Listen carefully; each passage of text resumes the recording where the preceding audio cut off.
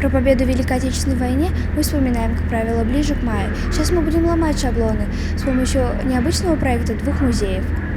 В мультимедийном парке «Россия. Моя история» открылась выставка, посвященная предстоящему 75-летию Великой Победы. Хоть проходит она на базе современного интерактивного музея, многие экспонаты представил Республиканский музей боевой славы. Тут и фотографии военных лет, личные вещи солдат, военная форма и даже настоящий пулемет. Чем тебе запомнилась эта выставка?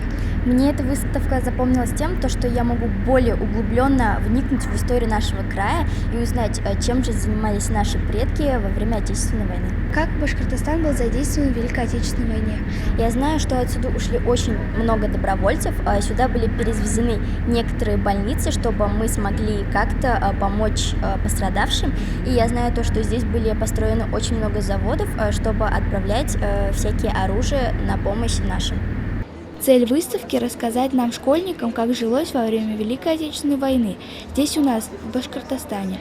В учебнике истории нет отдельного отведенного под это параграфа, а здесь целая выставка, имена участников, информационное табло и фотографии. Наверняка всем известно, что большую роль в боевых действиях сыграла 12-я башкирская кавалерийская дивизия. И вот в год столетнего юбилея республики есть повод в очередной раз вспомнить о крутости наших соотечественников.